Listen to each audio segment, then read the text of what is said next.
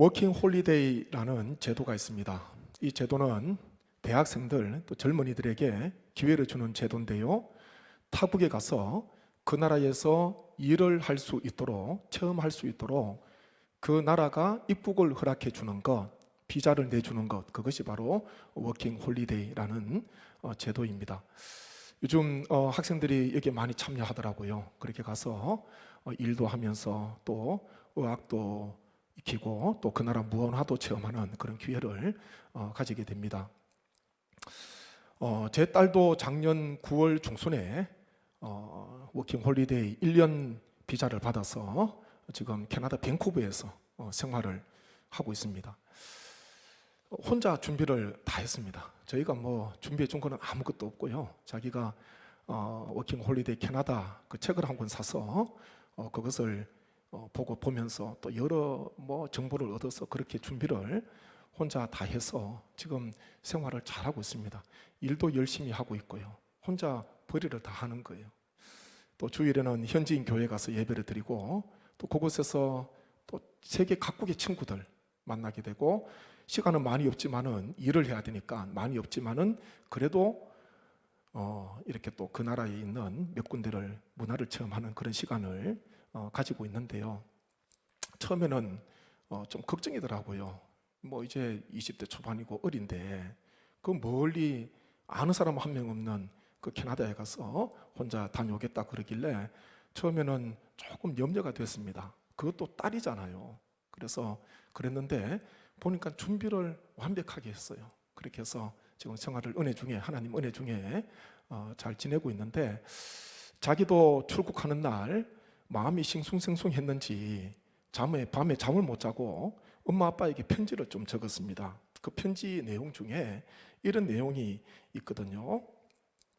엄마 아빠, 내가 가려는 길을 전적으로 믿고 응원해줘서 용기가 부족한 나에게 큰 용기를 줘서 고마워. 이제 나는 일생에 한 번밖에 없는 이 시절 가치 있는 경험을 하고자 짧은 여정을 떠나 아직 겪어보지 못한 일이기에 두렵기도 하지만 나에겐 목적이 있고 가족이 있고 날 응원해주는 사람이 많으니 힘들어도 잘 이겨낼 수 있을 거야.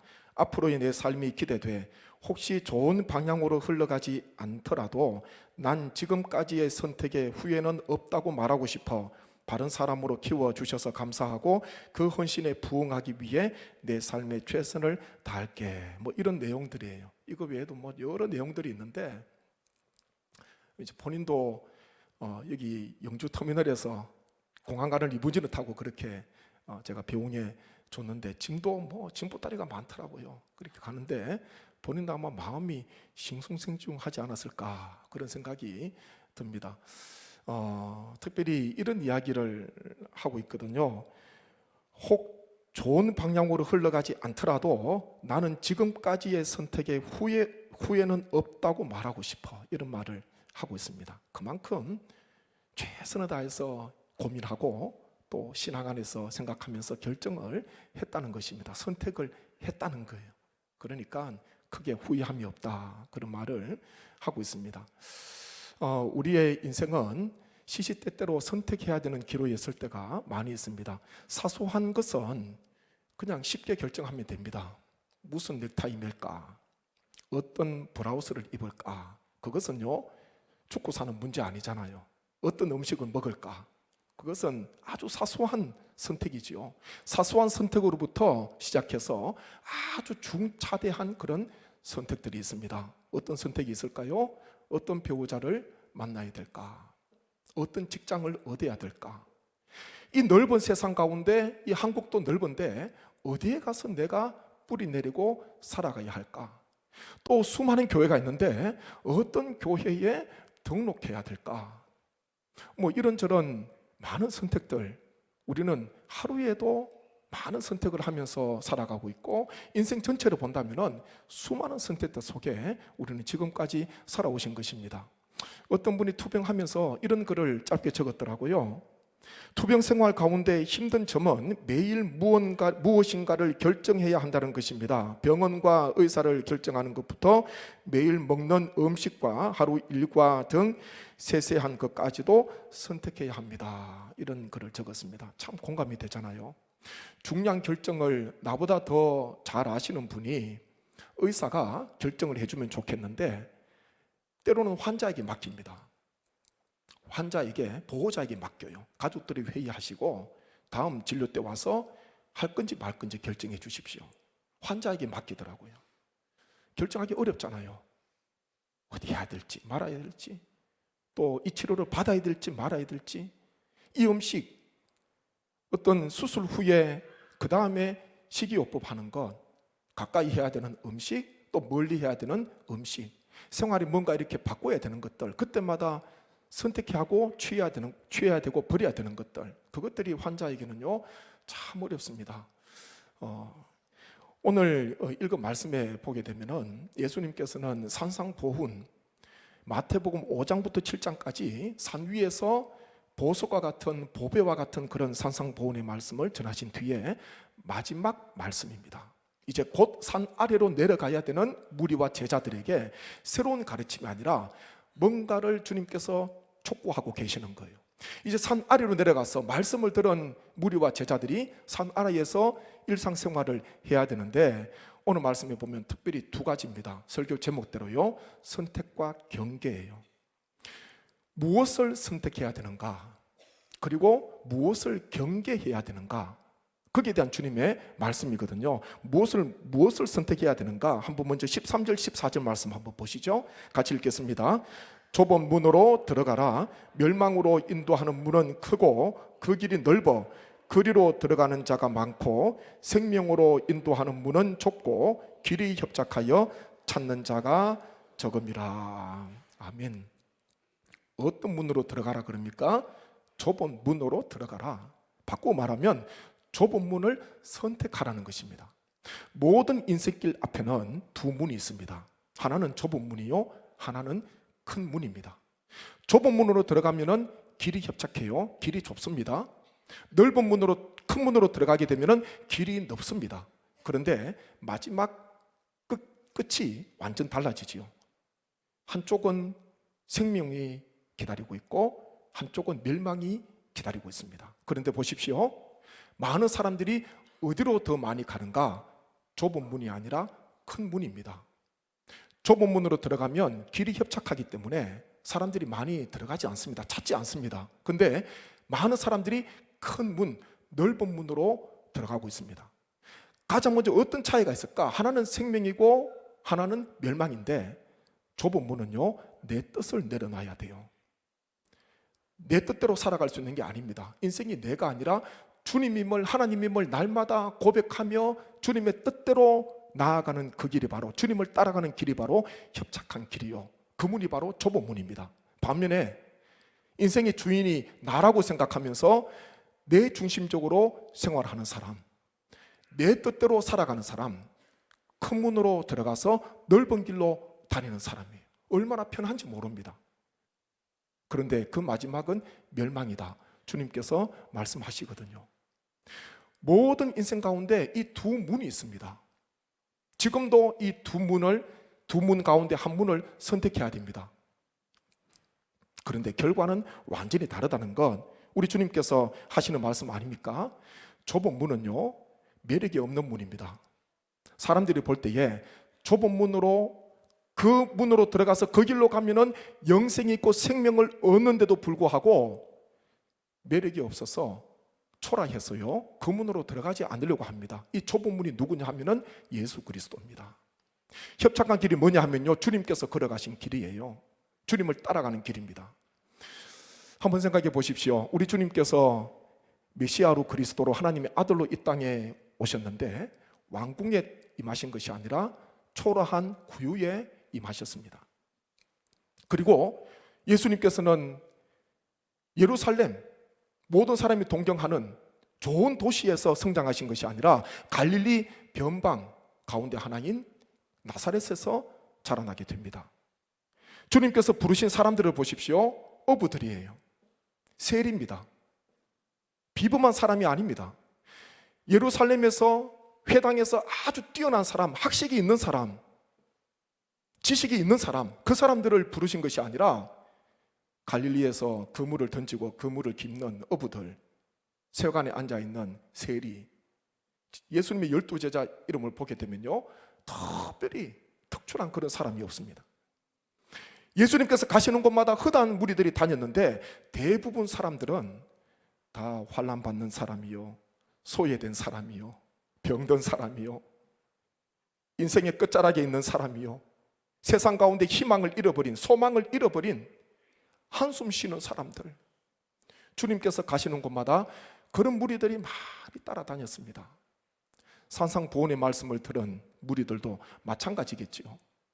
그것만 보더라도 주님께서 나신 것 보십시오, 자라나신 것 보십시오, 아브라함과 다윗의 자손으로 오셨다 그러는데 그 부모 요셉과 마리아 평범한 사람이었어요. 아주 대단한 가문이 아니었습니다. 평범한 사람이었어요. 좁은 문이잖아요.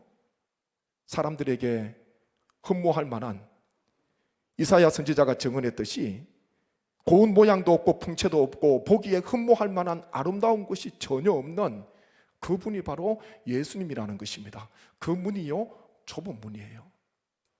그렇게 사람들은 좁은 문, 협착한 길 들어가려고 하지 않습니다.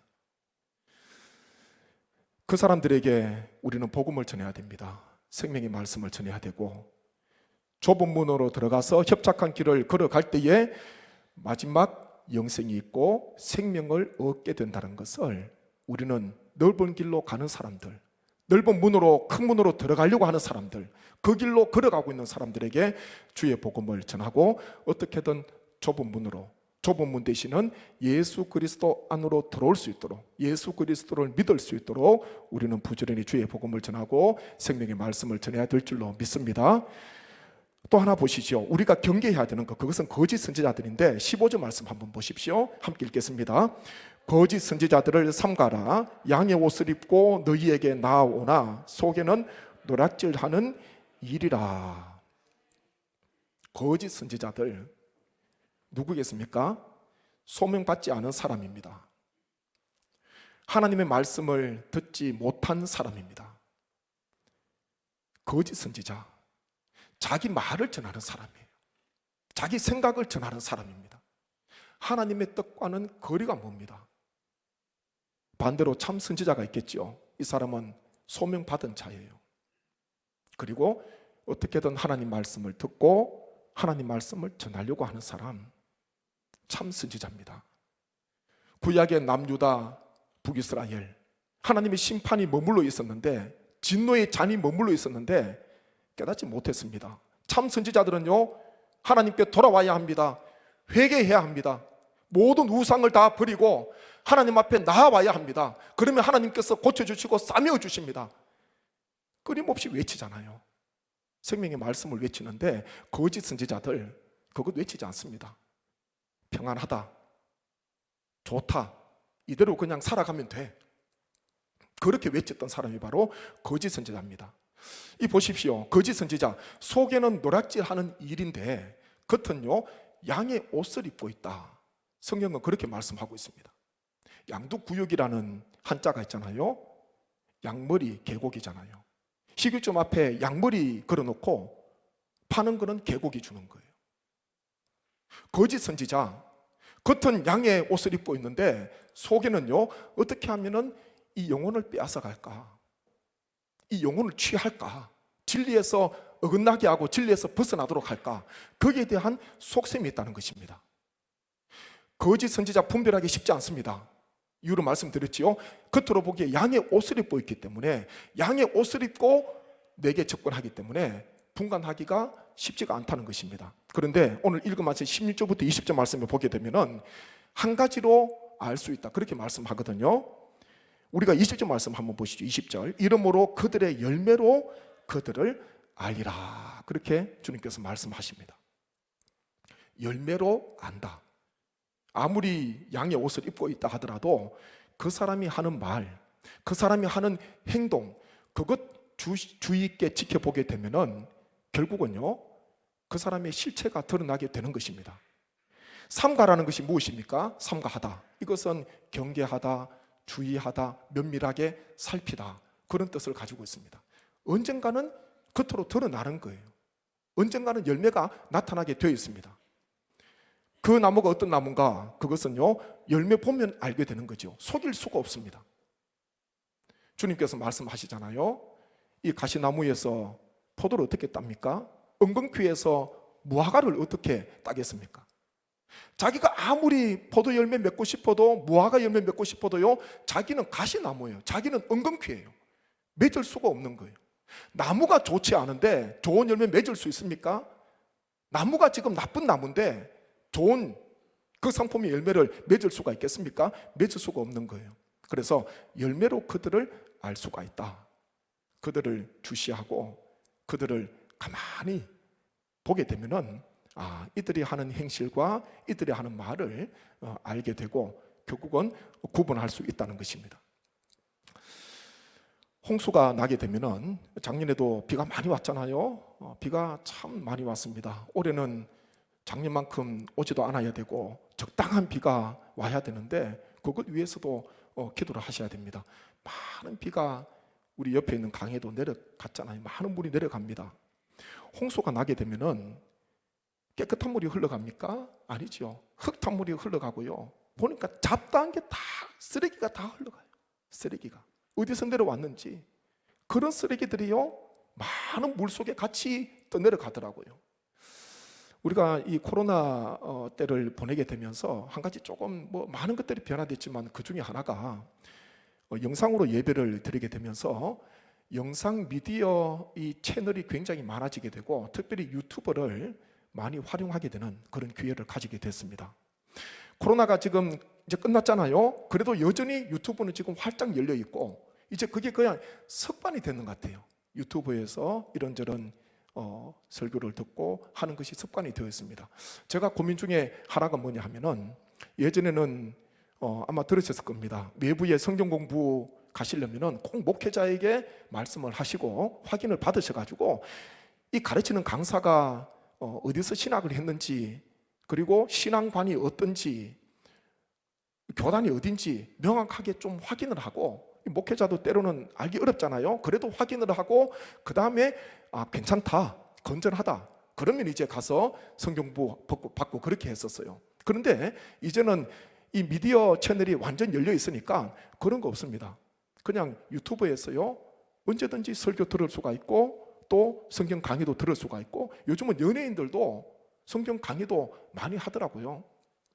유튜브 알고리즘이라고 있습니다. 그건 뭐냐 하면 유튜브가 얘가 이제 인공지능인데요. 이용자가 어디에 취향이 있고 어디에 관심이 있는지를 얘가 다 파악을 하고 있습니다. 그래서 음식 관련되는 거 검색을 하기 좋아하면은 계속해서 그거하고 비슷한 것을 추천해요. 이 유튜버가. 그래서 옆에 있는 사람하고 유튜브를 들어가지 않습니까? 들어가면은 등장하는 게시물이 다릅니다. 컨텐츠가 달라요. 그거 보면은 이분이 평소에 유튜브 어떤 쪽으로 많이 활용하는가.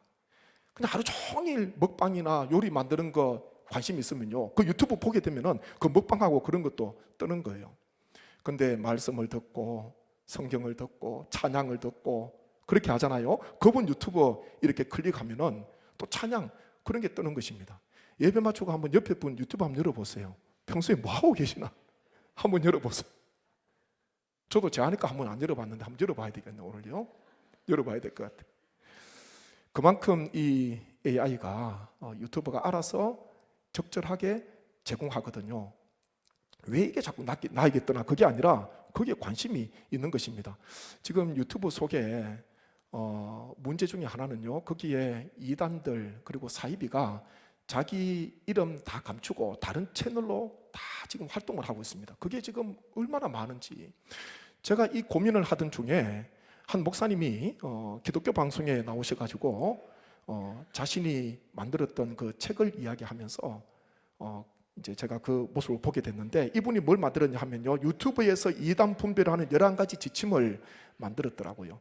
제가 목사님하고 통화를 했습니다. 연락처가 있어서 통화를 하니까 얼마나 반갑게 맞이해 주시는지 그래서 어떻게 아셨냐 그러고 그래서 제가 이거 좀 활용을 하고 그리고 우리 교인들에게도 유인물도 좀 드리고 또 홈페이지에 좀 게시를 하겠다 그러니까 그렇게 좀 해달라 그러더라고요. 이 목사님이 기자신데 이 목사님이 지금 일어나는 이 영상 미디어 채널을 보면서 심각한 문제를 느끼고 있습니다. 아무런 거리낌 없이 그냥 채널을 들어가서 듣고 있고, 이게 맞는 건지 맞지 않는 건지 알 수 없으면서 그냥 계속해서 들으면서 이 영혼이 병들어 가는 거예요. 그 심각성을 느끼고 이 목사님이 만들었는데, 한번 잠시 띄워주시죠. 여기 보면 11가지인데 요거 뒤에 필기인데 위에 요약해 놓은 거 있습니다. 한번 관심 있는 분들은 가지고 가셔서 한번 보시고, 또 홈페이지에도 게시를 하겠습니다. 여기 보면은 한두 가지면은 예의주시해야 되는 거고요, 3-4가지면은 문제단체고, 4가지 이상이면은 이거는 분명 이단이고 사입이다. 그렇게 해서 11가지를 이 목사님이 정리를 했는데, 첫 번째는요, 아모식 비유풀입니다. 짧게 설명을 하면 성경을 비유로 풀어야 한다면서 신구약 성경의 특정 구절들을 짜맞추게 한다. 숫자, 비유 이거 이야기하면서 짜맞추게 하는 거예요. 성경은 전체 흐름을 봐야 됩니다. 앞뒤 맥락을 봐야 되고, 전체 흐름을 봐야 되고, 큰 강을 봐야 되잖아요. 그것은 구원자 되신 예수 그리스도, 그 예수 그리스도의 렌즈를 끼고 성경을 봐야 되는데, 그냥 여기에서 가지고 오고 저기에서 가져와가지고 짜맞추게 하는 그런 아무식 비유풀이 문제입니다. 두 번째는 비밀 교육이에요. 이것 아무에게도 이야기하지 마십시오. 이건 너무 귀한 거기 때문에 우리끼리 아는 비밀입니다. 목회자에게도, 부모에게도, 옆에 집사님에게도 절대로 이야기하지 마세요. 이건 우리가 너무 귀한 거니까 우리가 아껴 먹어야 돼요. 그런 분들이 있다는 것이죠. 세 번째는 시대별 구원자입니다. 신약 시대 때는 예수님께서 구원자신데, 말세 때에 새 구원자가 나온다. 구약의 구원자는 모세라 그럽니다. 그리고 말세 때는 새로운 구원자가 등장한다는 것 이야기하고요. 4번째는 동방한국입니다. 마지막 때에 의인이, 또 구원자가 대한민국에서 태어난다, 그런 주장을 하는 거예요. 그러면서 대한민국에 지금도 성령님 많고 하나님 많고요, 자기가 메시아라 그런 사람도 있고 그렇잖아요. 5번째는 직통 계시입니다. 하나님께서 나에게 직접 말씀하셨어.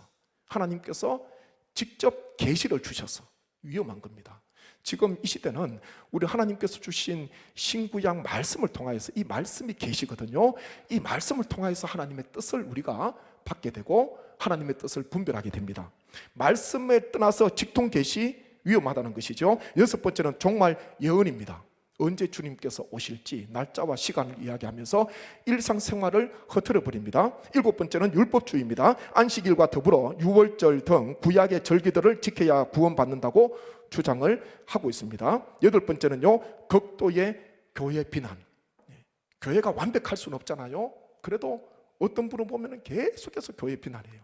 교회는 구원이 없다, 정통교회는 안 된다, 끊임없이 비난하는 사람들, 성도들의 영혼을 가로채기 위해서 비난한다는 것이죠. 9번째는요, 프리메이슨 음모론 등과 같은 과도한 호기심을 자극한다는 것입니다. 이 세상 나라의 배후에 프리메이슨 그리고 일루미나티라는 거 들어보셨죠? 이런 배후의 세력들이 있어서 이 세력들의 조종을 통해서 지금 이 세상이 좌지우지된다, 그렇게 지금 호기심을 젊은 사람들에게, 특별히 청소년들에게, 청년들에게 호기심을 주고 있습니다.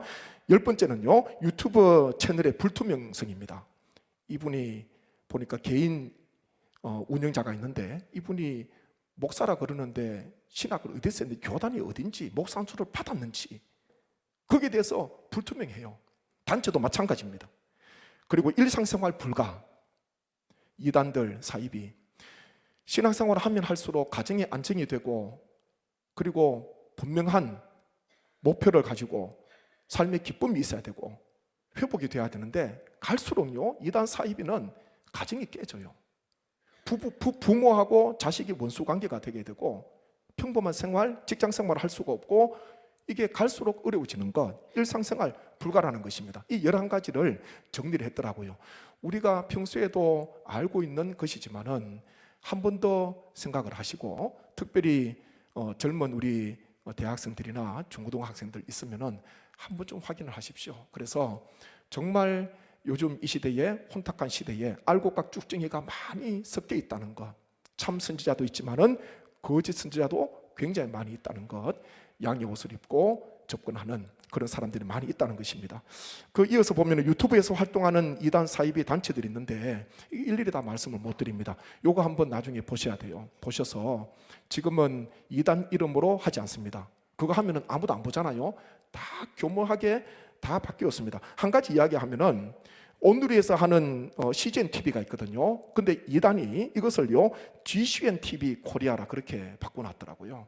그냥 보면 몰라요. 이 CGN 온누리 교회에서 하는 그 방송국인데 비슷하잖아요. 그것을 스펠링 하나 위치로 바꿔가지고 이렇게 활동을 하고 있어서 그 볼 때마다 이 단체나 운영자가 누군지 그것을 먼저 확인을 하고 그 다음에 접속을 하셔서 들으셔야 됩니다. 제일 좋은 것은 우리 통합측 그리고 합동측 개신교 교회 가운데 정통 교회에서 주시는 말씀 들으면 제일 좋고요.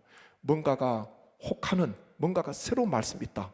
그것은 위험할 수가 있다는 것을 우리 성도님 꼭 기억하시고 그 필기인데 위에 있는 거 한번 보시고 또 교회 홈페이지에도 제가 올려놓겠습니다. 그래서 한번 그래도 어떤 게 있는지 쭉 한번 숙지하시는 게 예방 차원에서 도움이 될 것 같아서 오늘 말씀을 전하면서 함께 말씀을 전하게 됩니다. 이 시대는 갈수록 영적으로 굉장히 혼탁합니다. 알곡각 쭉정이가 섞여 있는데 겉으로 봐서는 어느 게 알곡인지 어느 게 쭉정인지 알기 어렵습니다. 양의 옷을 입고 접근하기 때문에 이 거짓 선지자, 이단 파악하기가 굉장히 어려운 시대입니다. 그럴수록 하나님 말씀에 하나님께서 우리에게 주신 이 계시의 말씀에 우리가 더 마음을 집중하시고 성경을 들으시고 또 말씀을 들으시고 설교 들으시고 성경 공부 들으실 때에 잘 분별하셔가지고 잘 확인을 하셔가지고 내 영혼에 내 신앙에 유익이 되는 그런 신앙 생활하시는 우리 모든 성도님 되시기를 간절히 바랍니다. 한번 제가 합심해서 기도하기를 원합니다. 아버지 하나님, 좁은 문으로 들어가서 협착한 길로 걸어가게 되면 마침내 생명을 영생을 얻는다 말씀하고 있습니다. 이 시대에 큰 문 넓은 길로 다니는 많은 사람들이 있습니다. 멸망으로 가는 사람들이 있습니다. 그들에게 주의 복음을 전하게 하시고 다 좁은 문 되시는 예수 그리스도를 만남으로 말미암아 영생 얻는 생명 얻는 은혜가 있게 하여 주옵소서. 거짓 선지자들 이단들 양의 옷을 입고 접근합니다. 하나님의 여러 미디어 채널을 통하여서 청소년들 또 대학생들 청년들 젊은이들을 하나님의 잘못된 신앙 관념으로 이끌어가고 있습니다. 무분별한 세대에 살아가고 있습니다. 하나님 우리에게 분별의 영을 더하여 주시고 지혜를 더하여 주셔서 하나님의 열매를 보고 알 수 있도록 하나님께서 깨달음을 더하여 주시옵소서. 간절한 마음으로 기도하겠습니다.